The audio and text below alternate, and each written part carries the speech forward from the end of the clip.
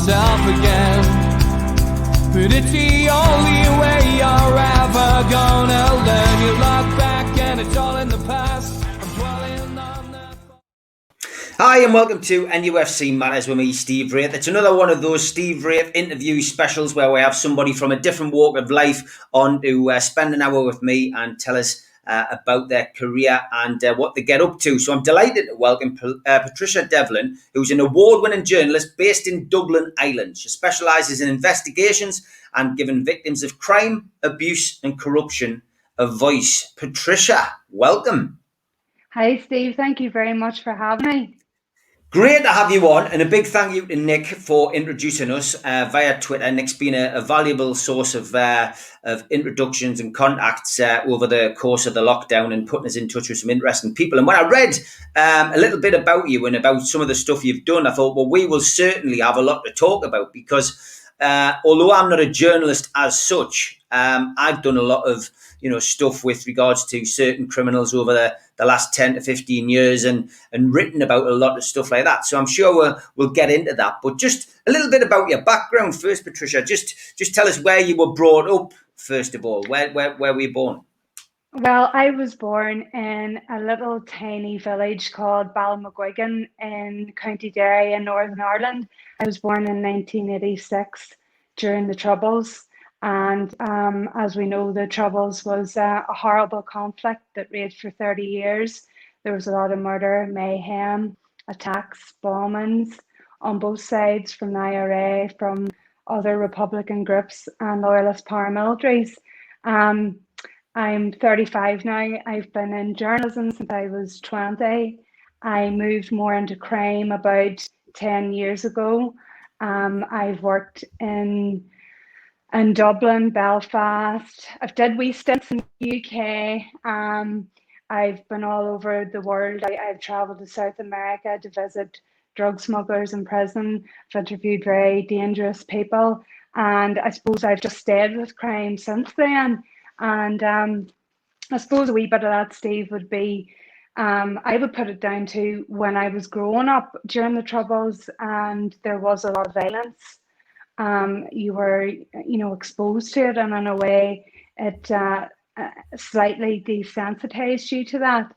And I got into crime journalism. It was great. You get to meet so many interesting people, and also you meet the victims of crime, which gives you an eye opener into really, the devastation it can cause. And it's been very, very interesting.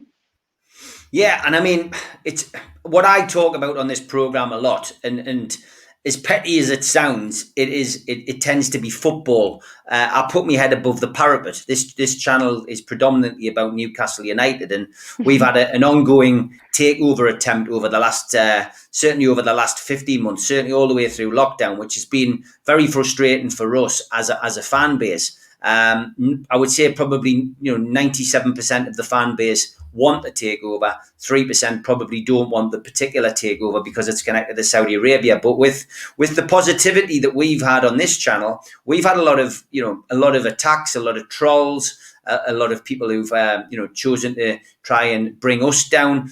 And that's something you've had to deal with on a regular basis. And I did happen to see on your Twitter when we first were introduced, seeing this. That is quite a step up from being trolled on Twitter. But how does that make you feel? Because from your perspective, you're doing your job, you're earning a living, but you're doing something, you're standing up for something you believe in. How does that make you feel when you see something like that? Does it concern you?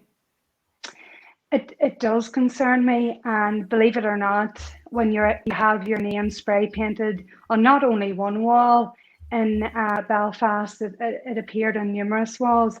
That wasn't even the worst of what happened to me during that period. That picture you've just shown happened in February, and that came just after 2 years of death threats from loyalist paramilitaries. I had the abuse is relentless. The social media, you can deal with the social media abuse, the smears, the lies, but when you have police calling to your door and telling you that you're going to be shot dead in the next 2 days and where it's going to happen, that concerns you, because police get that information from intelligence, and whether that might be an informer or they've bugged somewhere or whatever, that concerns me.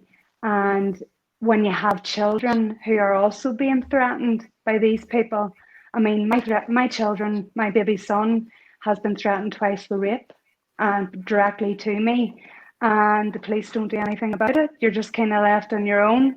So I think it's been a horrible 2 years. Has it made me stronger? Yes, it will.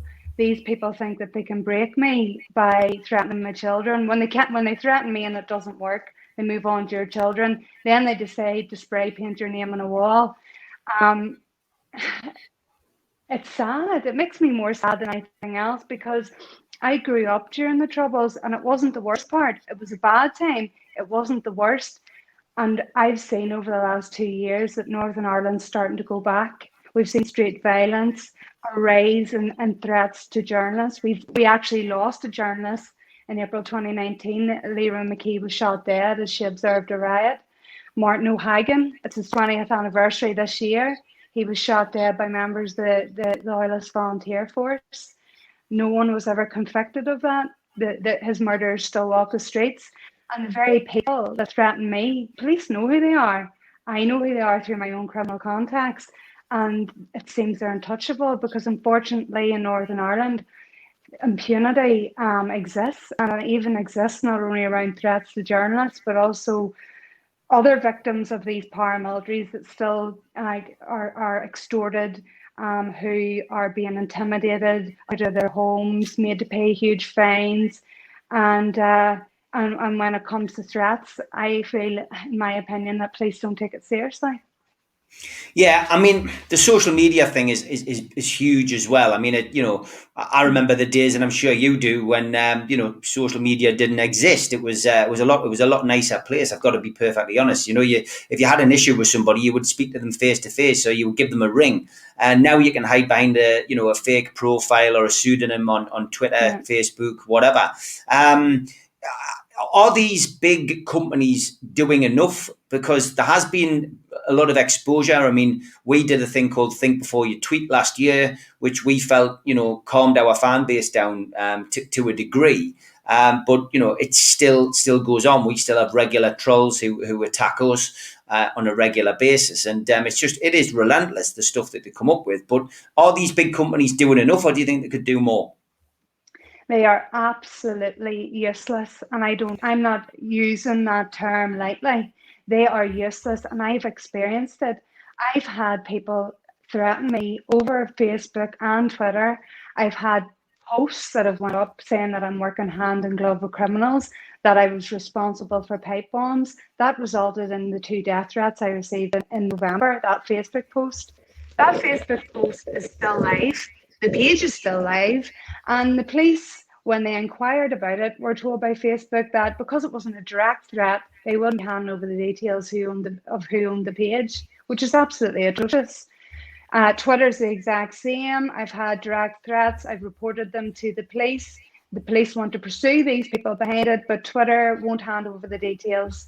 So, I mean, I feel, not only do I feel sometimes that the police don't take it seriously, though they do sometimes try their best, there's issues with the social media companies. And I am working with Westminster and trying to address that. I have a meeting next Monday with the minister there, who's looking after the safety of journalists.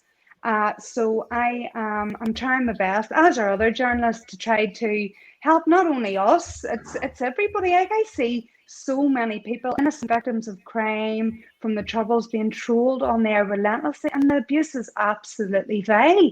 I don't know how they can get away with. And they report these things, and I mean, the tweets are deleted, but like, their accounts still stay, and they should be banned. If you go on there to abuse your right to have free speech, then you should be banned from those platforms. Yeah, I would agree. I mean, there's not enough being done, and until there's some kind of, I don't know, I think it has to be some like some kind of ID recognition, like a passport or a driving license. You have to prove who you say you are, and there needs to be some kind of link back to that person's, computer or whatever, the number that goes with your internet, whatever. There just needs to be some kind of connection. And if you are somebody who steps over the line, then even if it was 3 strikes and you're out, it would be better than what they've got at the moment.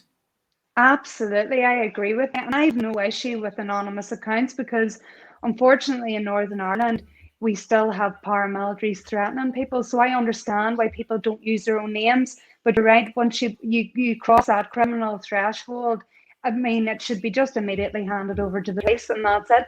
There's not enough of a deterrent there. We need more people who are crossing that line to be prosecuted. And I expect that's the only way that things will start to change. Plus, I do believe social media companies should be fined when they're not, what's breaching community standards. I've lost count of the amount of times I've had a threat on there or been called horrible, vile things, and I've reported it, and I'm told it doesn't breach our community standards. Well, what are your community standards? They mustn't be very good.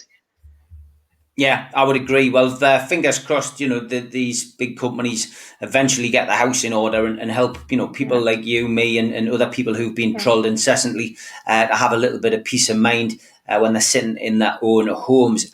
One case I find fascinating, I always love it when I see a journalist, somebody especially as hardworking as you, gets a front page lead. And, that still must be a big buzz for you as an investigative journalist to be able to do that, especially when it's something as horrendous as this particular story. And obviously just reading a little bit about it before we spoke today, it's a young boy who was found in a storm drain. Tell us a little bit about this story, Patricia. Yeah. Well, Noah Donahoe was a 14-year-old mixed race boy who lived with his mum in South Belfast. On Father's Day last year, June the 21st, he left his home on his bike to go meet friends in a nearby country park to his home. He'd packed his belongings. He was preparing for his Duke of Edinburgh award. It was the middle of lockdown too, so it was probably one of the first chances he got to properly go out with his friends and spend time with them. He went on a bike ride across Belfast, and he never ever made it to the country park. A huge search operation began that evening after his mum was unable to make contact with him. And sadly, after a large-scale search in Belfast, probably one of the biggest that they'd ever seen, his body was discovered 6 days later in a storm drain in North Belfast, in an area that he did not know, in an area that he had never been in. And to this day, there is mystery around what exactly happened, Noah. It's tragic, and I mean, obviously, our thoughts, go out to the family. I mean, is there any information being forthcoming about this, or is this very much an active case? What's the situation now? A year or so on. Well, a few weeks after Noah was laid to rest, his family spoke out. The post-mortem result was that he drowned, but that did not give them any answers as to how he came to lose his life. They said that they were appealing for information for anybody that's seen Noah that day. It sadly came out during the search operation that Noah had last been seen cycling naked with no clothes on. Some of his clothes had been found, some of them haven't been found to this day. His rucksack was found in the possession of a woman who, a couple of days previous to it being found by police, she had entered a pawn shop in the city centre, and along with a career criminal, a violent career criminal, they had tried to sell Noah's laptop. Questions still remain over that. The man who was later convicted over theft, police said they were confident he never came into contact with Noah, but the bag was found halfway on his journey, it wasn't found actually where he was last seen. So there's questions as to why Noah became separated from his bag, then going on, why Noah went into an area where he did not know. It would be an area considered to be predominantly loyalist. It was coming up to the marching season. There had been much speculation around it, and there was, things about it. Was he attacked because of his race, his religion, things like that, and that was all speculation. No one knows the real answers to that. But his family have continually, and to this day, they are still asking for information for people to come forward. During the year, many things have happened. We've had the man convicted over theft for the bag. We've had a coronial investigation, which is ongoing. Police at the start said it was only a coronial investigation and not a criminal one. They said at the very beginning, actually hours after Noah was found, that it wasn't suspected that there was any foul play, which alarms people, because at the time when you hear that, people would think, well, the police must have reason to say that. It's now transpired that they had no reason to say that. A post-mortem hadn't even taken place. Noah did have a gash on his head. That was in the post-mortem. And I think there's a lot of anger, Stephen, because there's no real clear direction from the PSNI as to what they're doing to criminally investigate this. Just last month, a couple of weeks ago, you've just shown the front page. A person did come forward who had just been released from prison to say that a criminal who he served time with had confessed to Noah's murder, that this individual had been in that area at that time, had seen Noah cycling naked, and had carried out an attack on him before bundling him into a car and taking him to an apartment where he was further assaulted and killed before moving his body with the help of others. As I know it, police are investigating that now. They said that they are going to speak to the individuals involved.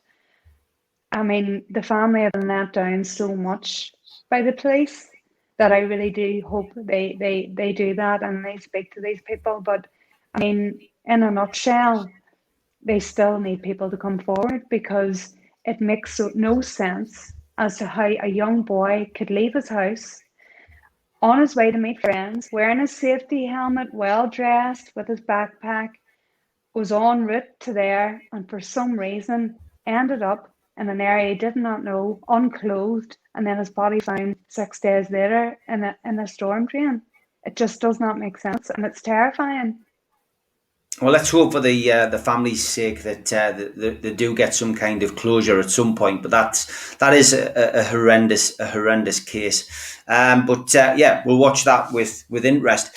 The other big case, which I want to discuss, involves these two girls who, for all intents and purposes, just look as if they're having a great time on holiday. Something which we could all do with after the last 15 months being locked down in various states and forms. But there's a rather interesting story behind this photograph. Tell us about that. Yeah, absolutely. Well, these two ladies are known as the Prue Two. You might be watching that documentary on the BBC at the moment called High Confessions of a Drug Mule, involving one of those girls who is from Northern Ireland and who I actually went and visited in Peru in prison. I mean, it was the biggest story of that year, and it dominated the headlines for many years after it. Basically, this young girl from Northern Ireland, and I'm focusing on Michaela because she's from where I'm from. Young girl from rural Northern Ireland went on her first holiday to Ibiza, was having a great time, and ended up thousands of miles away with a suitcase full of cocaine with another young woman from Scotland. It was crazy at the time, Steve, because I remember working in an office. It was early in the week. I worked at the Sunday newspaper at the time called Sunday Life, and it started to break about a girl who had went missing in Ibiza. Young girl from County Tyrone, our area. Her family were appealing for information, celebrities were appealing, sharing it. And then I remember on the Saturday morning walking into the office, and it was the front page of the Sun, and it was missing girl in Peru coke bust. And it was just like, what? How did this happen? And then from there, it's just, I mean, their story was everywhere. There was a video of them being arrested at the airport and confessing to having these drugs, but then the story started to change that they had been abducted and forced to carry them and put in these different planes to go to South America. And the picture that you just shown was apparently taken from a camera where they said that the kidnappers forced them to pose like that. We were made to pose like we are holiday sun seekers on holiday tourists. And the reality was very different. Like obviously we know now that they agreed to do that for money. And Michaela had been in Ibiza. She came very late in the season. She had no cash. I think she was even sleeping on a friend's floor. But yeah, so I went out in December of that year. It was just a few months after she was jailed. Managed to bluff my way into Peruvian prison and sat with her for 3.5 hours. Met Melissa, but she declined to speak to me. And yeah, so she gave me her side of the story, which obviously was complete lies now. But it was fascinating, and it was also horrible to see a young 20-year-old girl in that situation. Here she was, and I mean the prison was rough. I mean, I was just sitting there and I was getting bitten by things that were leaving big welts in my legs as I sat there. And I remember she didn't look well. She had, her skin wasn't great, and she said she was having stomach problems and the food was awful, the conditions were awful. And she didn't know how long she was going to be there. Like there was talk of 16 years at that stage until they made some sort of deal and admitted to police that they had went along with this, and we were willing participants. Yeah, I mean, it was a crazy story to follow, and from your perspective, it must have been an interesting one just to get in, get into Peru. What was it like as a place? I mean, I'm actually as a football program, I'm very good friends with Nobby Solano, who used to play for Newcastle. His wedding was actually on national TV in Peru. That's how big a player he is, and he's actually the assistant manager of the or assistant coach of the Peru national team these days. But how did you find Peru? He often says I should go over there. You definitely should. It's a very poor country. It's a beautiful country, but it is it's impoverished, and the cocaine trade there has had a bad impact on it. I mean, how could it not? I remember before I went over, I'd only been at the newspaper for 6 months that I was working on, and I was basically told, if you think you can do this, then go ahead. But I mean, you have to make sure you've got a backup plan, and you go there and she doesn't speak to you. And I was like, oh, and we did have backup plans, but the backup plans actually all fell through. But we got Michaela first, so it was okay. So yeah, I got to the airport. Before it, we were told the government advice on the UK website was, Peru is a dangerous country. Do not be getting into any taxi outside the airport. Make sure you pre-book before you go, which we did. And I'm glad I did, because as soon as I walked outside the doors of the airport, I was literally surrounded by men coming at me like taxi. And I was like, no, it's okay, we got a taxi. And I remember walking across the road and being followed, and they were taking pictures of me and things like that. It was scary. It was scary. Another point, I think the next day, it was 11:30 in the morning. I was standing outside the hotel on my phone, and a wee policeman just pulls up on his bike, and when he realized I couldn't speak Peruvian, he said, that's too dangerous to stand here on your phone, get back inside. So I mean, it was sad. I mean, their public transport is, I looked it up after I came back, their buses are all from the 80s. It's actually the Chilean government had to donate them to them. They've got, there's slums, there's shanty towns. The areas that are nice have 24-hour security. It's a bit like South Africa when you see the guards, the nice buildings and the bars and the windows and stuff. the prisons are just absolute hellholes. Like, I mean, once you go inside, it's there's no guards. It's run by the prisoners. So when I went in that day to interview Michaela, the guards only questioned me at the front, and then once you get in, it's prisoners wearing like bibs, and you pay them money to go and get whoever you want. I mean, when I say money, it would only be like £1, £2, but whatever it was in their currency, it would have been a lot to them. So we went in, and I spoke to Michaela, and it was an eye opener. It definitely was. And then we went to another prison as well called Ancon 2, which is out in the desert, and you had to go through the shanty towns, and it was so sad. You seen children there with no shoes, wearing rags, begging for food, and it was just yeah. It was, and I mean, there's lovely touristy places that I just didn't get a chance to go to in Peru, so I'm not running it down or anything, but that's from being there for 4 days. It was, you know, it was an eye-opening experience.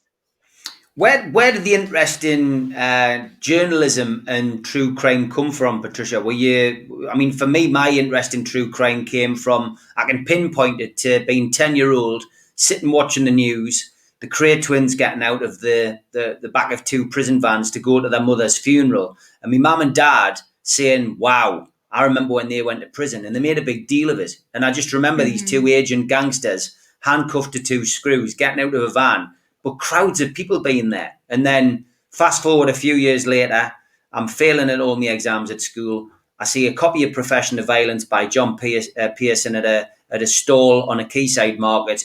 I buy it for 30 pence, and that changed my life forever. And once I read that book within 2 days. My English teacher allowed me to study it at school.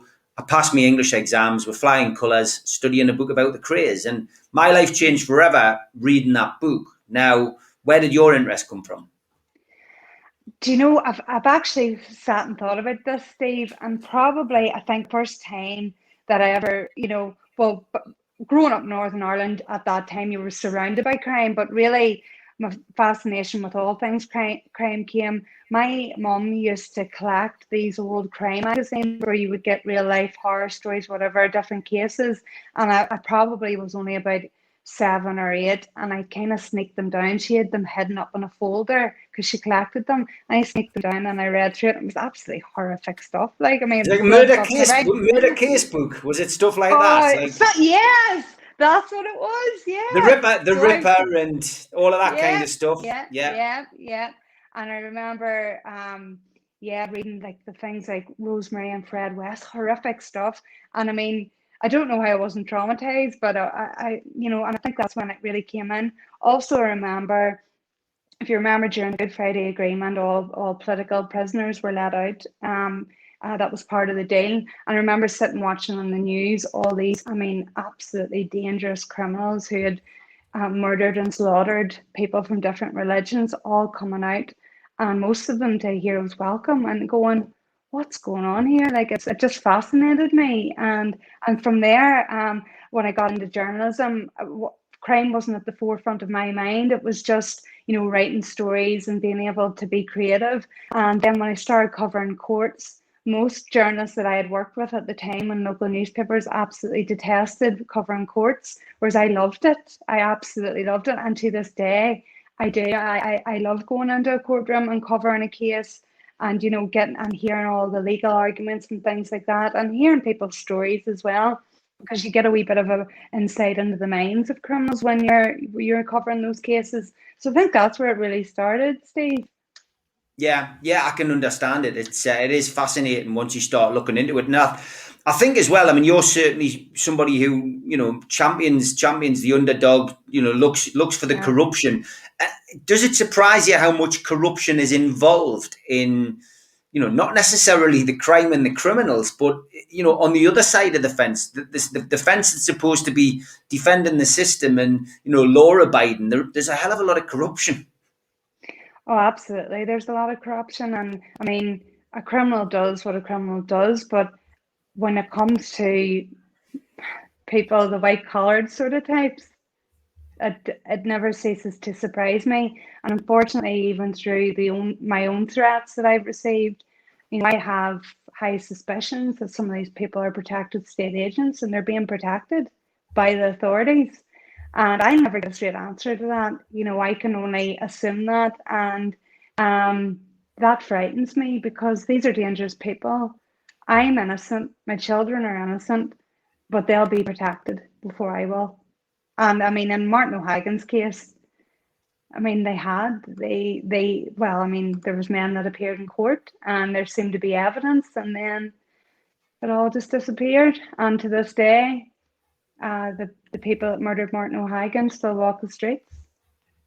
Yeah, it's fascinating. I mean, I've had my own situation to deal with in recent weeks with the Sayers Conroy situation, and that in itself is crazy. And I mean, I've read a lot of cases and deposition work, and you know, just it's a tangled web. And in the last book that I wrote about the Sayers, Operation Sayers, you just wouldn't believe the corruption that has gone on in trying to put those guys behind bars. I mean, those guys aren't angels, by the way. But I've never understood, and this is on the broader spectrum. Why authorities insist on trying to put people away for stuff they haven't done, when in fact they could just concentrate on stuff they have done and try and put them away for that. I've never really understood that. But there's clearly a reason behind the madness. I'm going to give a shout out to the sponsors, as I always do. With this time, big shout out to Spider VPN.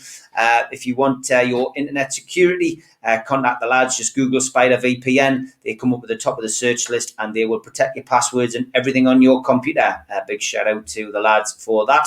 And to skipsandbins.com, telephone 0800 25 45 25 3. Email inquiries at skipsandbins.com. Website www.skipsandbins.com. Easy, contract free, and pay as you go waste collection. Big shout out to Scott and the lads down there. And at qtechshop.co.uk, the makers of pool tables and snooker tables in Wallsend, and the guy who runs our website.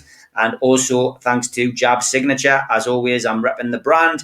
Big shout out to John, who has his new boxing range coming out very, very shortly. If you're a first time visitor to the channel, then hit the Newcastle Legends logo in the bottom right hand corner, and that's it. You can subscribe for free. We still do 7 shows a week.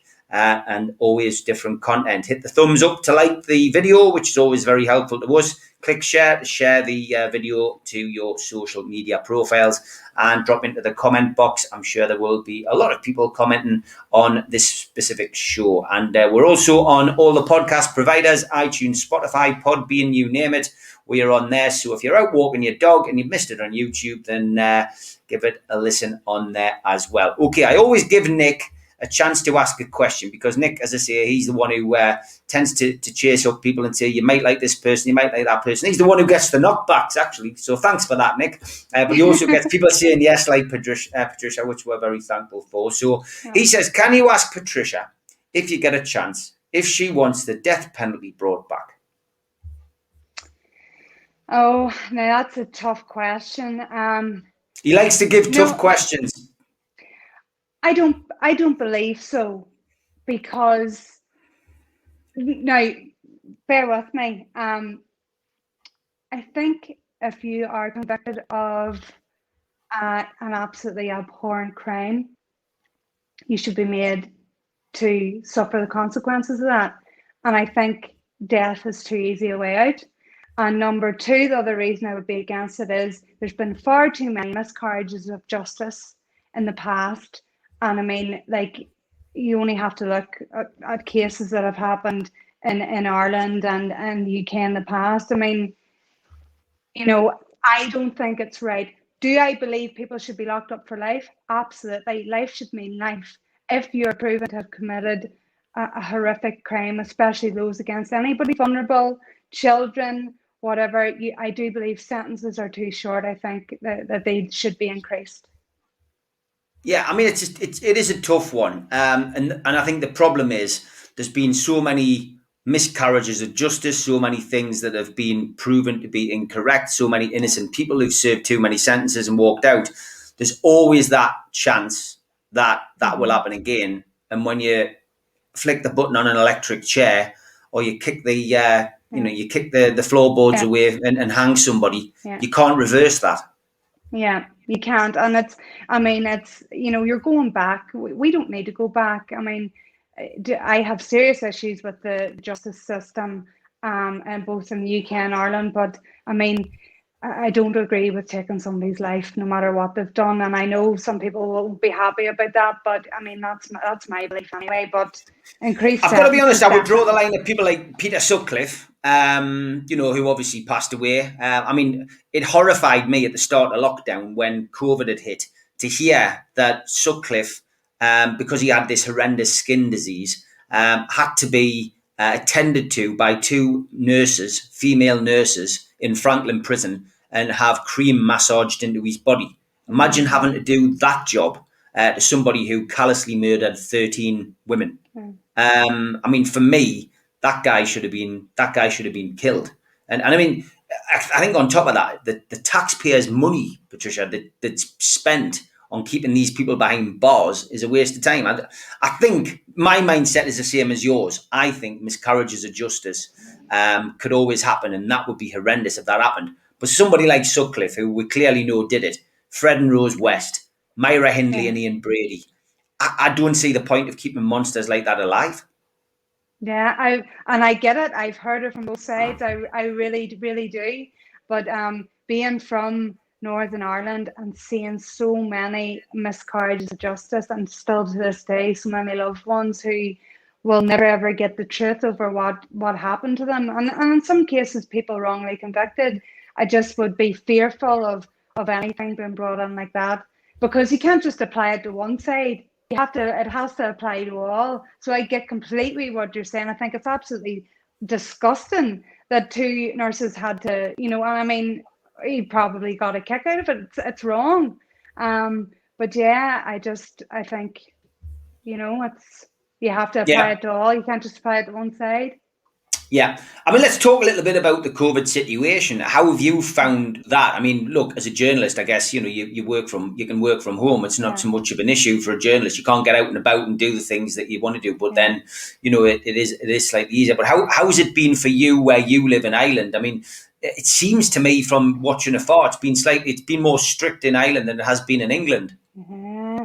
I mean, so because we have been partitioned, you have the north of Ireland, the south of Ireland. They're run by two different governments. There's been different rules for one side of the border to the other. I mean, the vaccination rate down south is absolutely horrendous, and their COVID rates are high.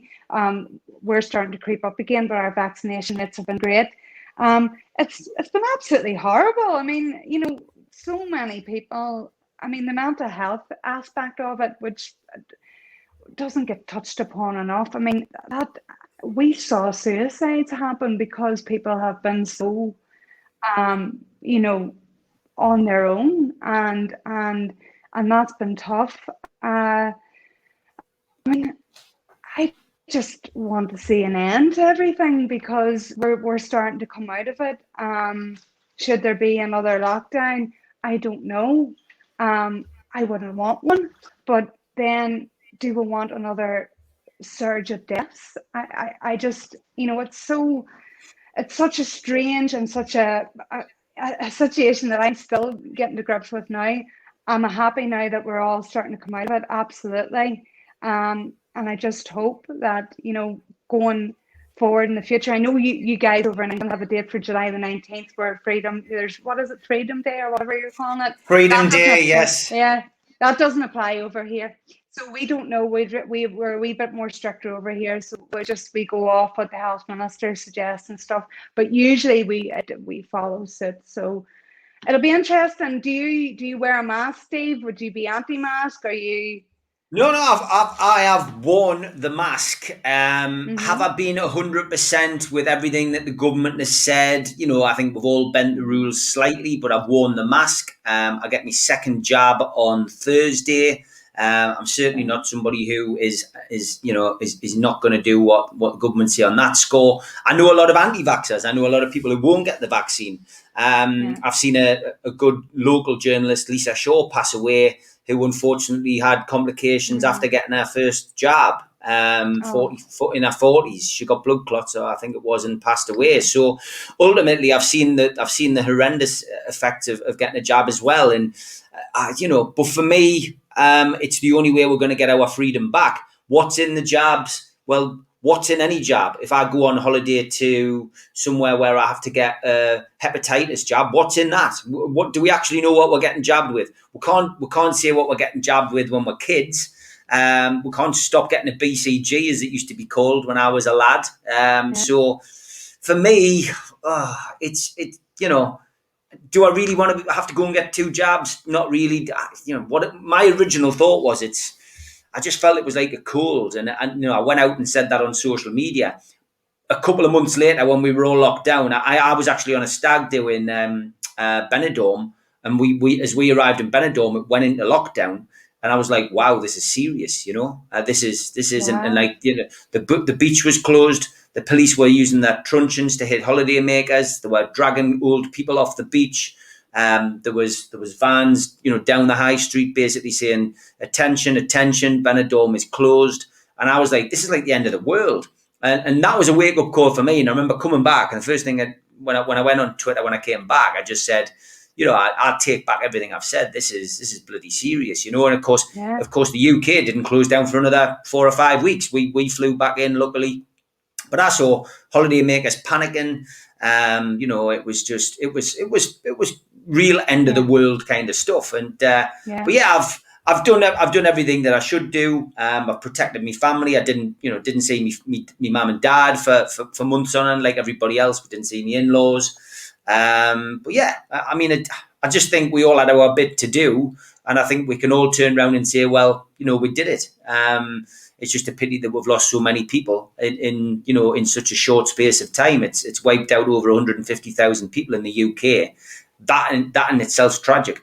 I'd like to know what your views are. I mean, you know, just from looking from an island perspective across here, do you think our government's done a good job? Because there's a you know, again, I was out for lunch this afternoon just talking to people, and a lot of people listening to Boris, you know, they all think he's a bumbling idiot.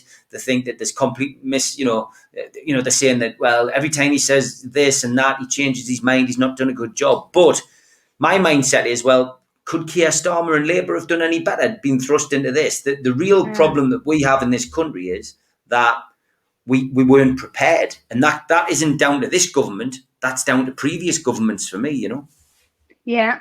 I think it was handled absolutely terribly at the start. But then obviously, bear in mind, this has never happened to the UK before. I mean, this was just absolutely out of this world what was going on. I do think that they did go against some advice, which they then relented on and took that forward. I really dislike hypocrites. I mean, when Dominic Cummings was you know, he admitted to taking, you know, that drive with his kids in the car, and broke lockdown rules. I mean, it's hard to have any respect for people who are, you know, you feel that are kind of they're hypocrites. So that calls into question some of their judgments. But I mean, I think we've come a long way since then. I think a lot of things have been done better, and that's not only just in London. Like it's here as well. It's in Northern Ireland, in the devolved government, and down in the Dáil as well. In Dublin, everybody's learning. But I mean, we don't want to go back to the stage where we're losing people. And you're having hundreds of deaths a day. And please God, we will never go back to that. We can just move on, and everybody can get their lives back to normal. Yeah, fingers crossed, and you know, it's, you know, hopefully it works out well for you across there as well. How do you relax, Patricia? Because it's a stressful job you do. We've seen this. We've seen the grief that you get. You're a mother as well, so I appreciate as a father that you know, that does cut into your time as well. But how do you relax? Do you sit in front of the TV and get carried away with Love Island, or are you somebody who sits with a good crime book? I would rather watch a murder documentary about a serial killer than watch Love Island. I mean, there's been so much hype around it. I've tried to get into it. I can't do it. A few years ago, it would have been different, but no. I mean, this sounds mad, but I know a lot of women who are into crime and would agree with me. Yes, I would watch Netflix series, murder documentaries, things like that, historical cases. I mean, I live quite a sad life, Stephen. Like I really do. I am. I try to. I would go away a lot for work. So if I was going over, say, if I had to go, I don't know, to Manchester or Scotland to meet a contact, which my work does bring me there. I would try to combine a wee bit of, chill time there, go see things, and yeah, you don't get much time when you have kids. So not a big TV lover. Would just stick on Netflix, walks, things like that, and obviously might have the odd beer. Can't drink wine. Um, You're not a have Guinness a drinker back. then. Oh no, I know this is terrible. I can't drink it. It tastes like cardboard. I don't know. Don't ask me how I know what cardboard tastes like, but it does. I just can't. I can't stick it. Are you? Do you Yeah. like it? Nah, well, I did, to be honest, in the old days, but I haven't drank beer, Guinness, anything like that for 9 years. I changed when I came off the doors. I did security for 18 years, and I started drinking vodka, lime, and soda. So after getting over the Oh, stick from the lads, that's what I do. And it worked. Me training program and all that. I lost quite a bit of weight and got myself down into decent shape, and I've remained in that zone. So I'm happy with that, which is good. good. You say you watch crime documentaries, and you presume you must have watched The Staircase. I have. Yes. Yes. Okay, Absolutely brilliant. so I interviewed the lawyer. I became good friends with Michael's lawyer. He did a tour of the UK, and I ended up sending him a message on Twitter when he was in Newcastle, and we ended up going for breakfast with him.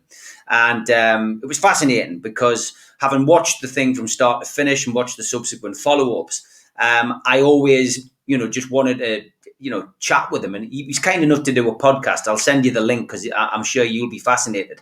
But was your mindset that he was guilty or he was innocent? The Staircase guy. I can't even remember. It was that long ago I watched it, but I remember I was edging on not guilty. I don't know. What did you think? My mind changes with Michael Peterson every Really? time I watch it. I mean, for those who've never seen it, it's well worth a watch. The Staircase is about Kathleen Peterson and Michael Peterson were married. They were essentially a happy couple, had a lovely house. Michael was an author. Kathleen was a successful woman in her own right. But one day she was found dead at the foot of her stairs in the family home. And this is where the case begins. I'm not going to spoil it too much for people. However, there's an amazing twist in the story. We find out that Michael's sexuality might not be all that it was thought to be. We also find out about another dead body. And it just becomes a bizarre case. But what's more bizarre about it is that a film crew was basically following Michael Peterson from start to finish, not only of the investigation and the subsequent trial, but then obviously the things that happened afterwards. Fascinating. If you get a chance to watch it, Yeah. I'm sure you'll be able to get it. But it's I'm always interested to know what other people felt. Yeah. And you had a I'm feeling going he to was actually innocent. rewatch it again. Yeah, it was a bit like you. I kind of went back and forth. I don't know. Actually, you make me want to rewatch it again because it's not long since I watched it. But yeah, it is. It's a great documentary to watch. It is absolutely brilliant. I mean, what I don't know what documentaries really took you through the lockdown, but I think one of the biggest ones was for me because there's a bit of comedy in it as well. Was Tiger King? Did you watch it? Yeah, I mean, again, it was almost bordering on parody. I wasn't when I started watching it. I wasn't sure if I was watching something that was fact or fiction. Obviously, Yeah. it's factual, and yeah, I watched that. Don't Fuck with Cats, which was right at the start Oh of lockdown. Did you watch that? yeah, watched it. Oh my goodness. I mean, absolutely out of this world. I mean, you couldn't write that stuff. And it all happened. People It sitting in was that, when just this is about people crazy. sitting in their home, basically working out who this person was. And again, I don't want to spoil it for people who might want to watch it, but find it. It was on Netflix. It's probably it'll get a repeat at some point in time, but it's well worth a watch as well. But yeah, I mean, look, those kind of things do get me through. I know there's probably one or two I need to catch up on, which I haven't watched. I had a lot of time on Netflix in the first 6 months, and then I switched off. But that's sometimes the best thing to do. You might miss stuff, but then you go back and then you start getting hooked on other things. I've got to be honest, I found the Sky documentary channel, and I've started watching a lot of things on there. I'm watching the Ghislaine Maxwell thing at the minute. I've it recorded. I'm going to watch that this week. I'm looking forward to that now. It looks good. Well, that is a strange situation, isn't it? Because Epstein's gone, nothing we can do. Was it, in your mind, was that suicide, or do you think there was, No. you don't know, do you? Do you think there's been other forces at work there? I mean, not the Black Book, and I'm sure there was more. I personally don't think that it was suicide. I think there's a more sinister thing happening there, but that's my own personal opinion. Mine too. Yeah, that I believe he personally could be. I believe he personally could be, somewhere else with a false identity. I wouldn't be surprised. I would not be surprised. The other case, I guess, we'll talk about because we're both interested is Madeleine McCann, and that one is something which constantly comes up in the headlines. Of course, the young girl who disappeared from an apartment while her parents, both well-respected parents, it has to be said, were sitting having some food and drink. What is your view on that? Is that something which, is the hope that Madeleine McCann's still alive, do you think, or do you think that that's that isn't the case and that something's happened to her?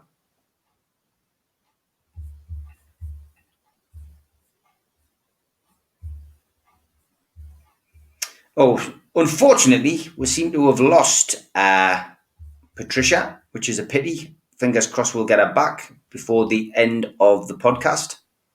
Bear with us, and I will try and get her back on. In the meantime, don't forget that throughout the course of the week, we always have a great set of shows on NUFC Matters and the Steve Wraith YouTube channel. Monday nights, of course, we have the Steve and Holly show, which is predominantly about Newcastle United and football, and always well worth tuning into that. Tuesday nights, of course, we have the Liam Kennedy show, where we always update you with transfer news and what is going on at Newcastle United, fixtures, etc. And then on Wednesday nights, we tend to do the Retro Night. The Retro Night is Newcastle United fans, Steve Hasty, Neil Mitchell, George Mitchell, Steve Wilkinson and Stu Penman, and we look back at games gone by between Newcastle United and an opposition that we choose. And then on Thursday night, we're joined by the Newcastle United legends, John Gibson, of course, who was reported on Newcastle United for many, many years, with Malcolm MacDonald, Super Mac himself. And on a Friday night, we have the Fab Four, which of course used to be the Three Amigos, but since Keith Patterson joined us, we now have the Fab Four show.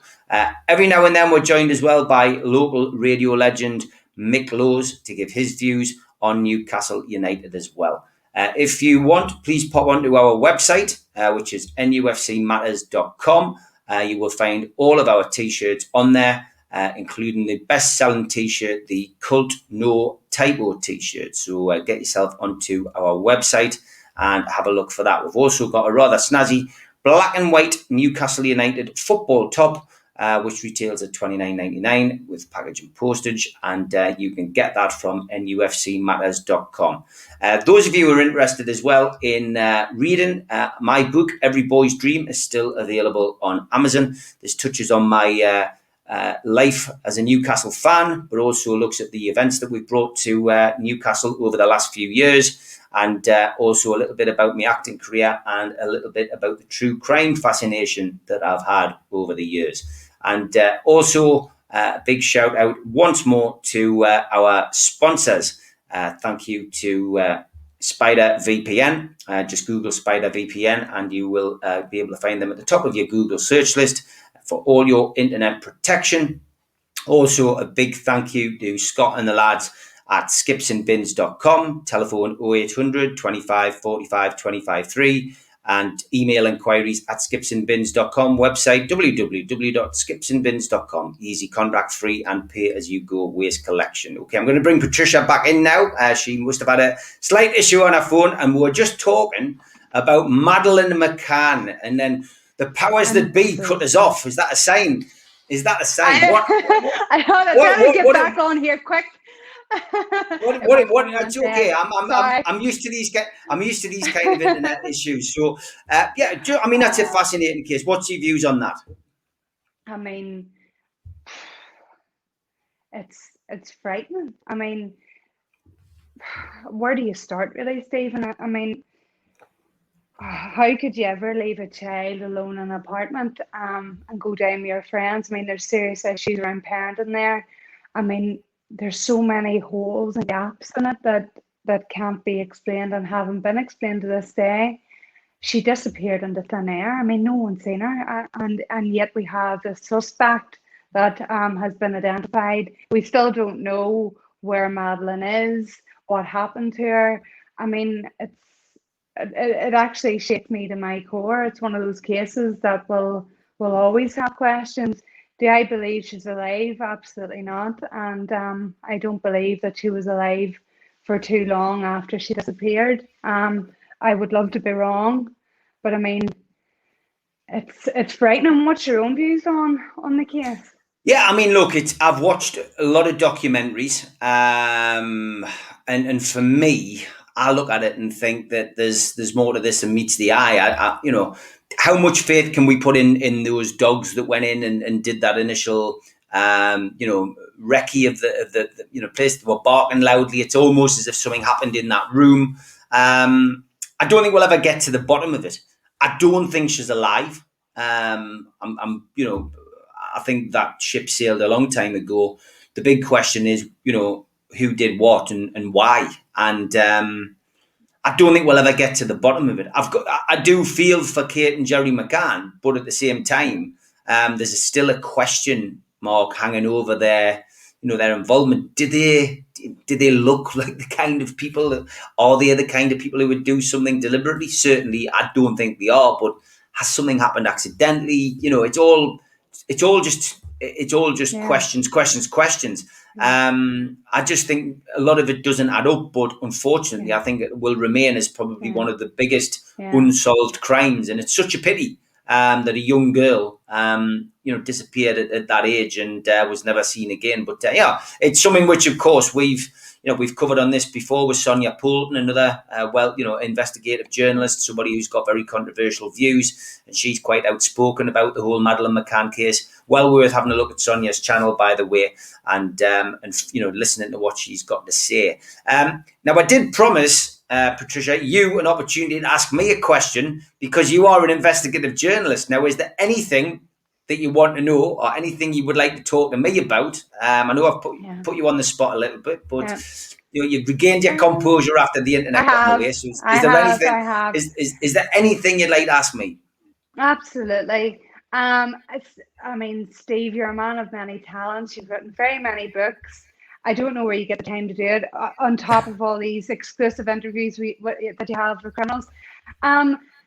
Do you find that most of the time when you sit down with the likes of Paddy Conroy, Charles Salvador, do you feel that you soften to them? And do you find that hard to balance with your journalism aspect? Because I know you've said you're not a journalist, but you're doing journalism. So do you find that? Do you feel that you have to be, after building a friendship with these people, because you have said that, do you feel like that kind of, you're under a wee bit of pressure to, be a wee bit more nicer to them? It's interesting. Great question. Yeah. Great question. I think I learned a lot through my involvement with the Cray twins. I visited Reggie Cray for 10 years in prison. Wow. As a young man. I visited Ronnie Cray for 5 years in Broadmoor Hospital and became good friends with the elder brother, Charlie Cray, who was on the outside and associated and socialised with him for 10 years. So I think, essentially, I learned a lot about how to deal with criminals by associating with them. the one thing that Reggie Cray always used to say to me was, don't follow in our footsteps, don't get involved in crime. And that was the best advice I ever got, because as a young, inspirational young man on Tyneside who was certainly impressed with what the Crays seemed to have, which was a girl on their arm, a fast car, nightclubs, bars, casinos, lots of money, flash suits, nice cars. It was everything that appealed to a young Geordie lad on Tyneside. And for me, it was all, when you read the books, it was all gained immorally, illegally, and essentially, through violence. And very lucky in the sense that I got a chance to meet them. And I always say that I got a chance to read a book, walk inside it, meet all the main characters, and walk out the other end with an impression. They gave us some great introductions. They introduced me to Frankie Fraser, to Freddie Foreman, to Tony Lambrianou, to Joe Pyle, to Charlie Richardson, to Eddie Richardson. I met them all. Lenny McLean, Roy Shaw, met all of these people. Some of them became good friends. I'm still good friends with Freddie Foreman to this day. And it's not something I ever regret. It's then given us an interest in true crime.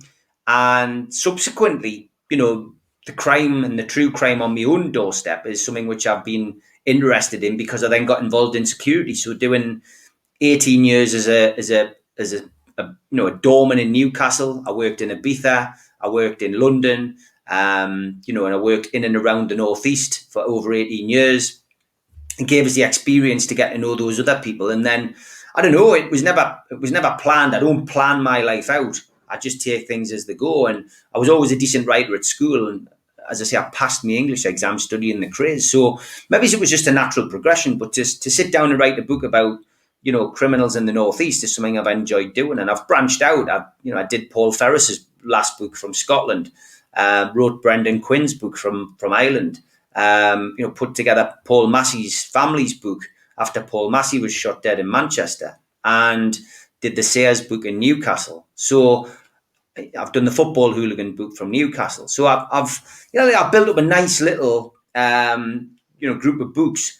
Is it something I want to do for the rest of my life? Not really. My main aim is to be an actor, and I've achieved that as well. 9 years now as a professional, 21 films to my name. And I'm now in a position where I'd like to do that full time. Lockdown's given me a bit of perspective, Patricia. I'm looking back now and going, that's what I want to do. That's what I want to focus on, instead of spinning all the plates that I'm doing. And I've just currently written my first script. So I'm hoping now that gets, we're going to get to the financial stage next year and, get that film made. So that's where I'm at. But sitting down with the likes of Charlie Salvador, and who I still visit in prison to this day, once COVID's lifted, hopefully be going back down to see him soon. I speak to him, every other day on the phone. And I'm too long in the tooth to be influenced by these people now. And I think the key for me is, and I showed this with the Craze, I'm not afraid to say no. I don't pretend to be something I'm not. I don't pretend to be a gangster, but I'm also somebody who, I'm happy to send him some prison canteen in. I'm happy to, to do a little bit for him every now and then, send him a book in. If there's a book comes out he'd really like to read, I'll send him that in. Charlie repays me by sending us some artwork or whatever. We worked on a book together. We did a poetry book together. Who would have ever thought I would have had some of my poetry published with a guy who's been in solitary confinement for the best part of 45 years. I think it's just my life. I just lead it as I take each day as it comes. I don't count my chickens. I don't take things for granted. I don't take people for granted. I just enjoy life, Patricia. But I don't get sucked into the whole crime and criminal thing. I'm not easily influenced by people. I've got my own mind, Yeah. Well, that's brilliant. Well, you're obviously doing something right, because by the many interviews that I've seen and all the books that you've done, I mean, these people are opening up to you in a way that perhaps they wouldn't do anybody else. And like you said, the message there is, don't follow in my footsteps. And people are reading that, realizing the consequences. Yes, there's the flashy cars, there's the beautiful women, but it comes at a price, and they don't want young people to follow in their footsteps. But I think you should write your own book instead of writing somebody else's, by the sounds of things. Well, I'm looking for an Irish investigative journalist to do a good job on that book. So you never know, I might find one. You give me a shout anytime. Patricia, with the clock has beaten us. It's been Yeah. fascinating insight into your life. Listen, take care. Don't let the trolls get you down. And You too. you know, from my perspective, as I said off air, you know, I'm only a phone call away. Give us a shout if I can help in any way. And if you're ever after a contact or a little bit of info, then you've got somebody on this side of the water now who can help you out as well. Okay. Thank you, Steve. Thanks so much. And big thank you, and a big thank you to Nick as well for setting the whole interview up. Thank you, Nick. Thanks, Nick. I'm going to play out with this because you'll have a laugh. This is our troll of the week, which we do on a Friday. So I'll play out with this. Have a watch of this.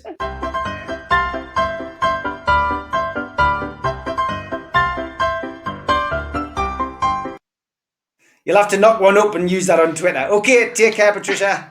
Bye. Bye.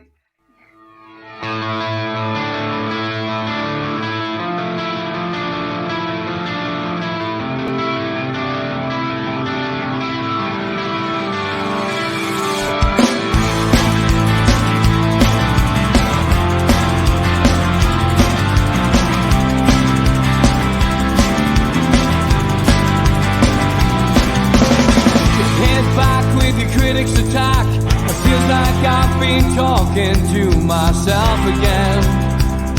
But it's the only way you're ever gonna learn. You look back and it's all in the past.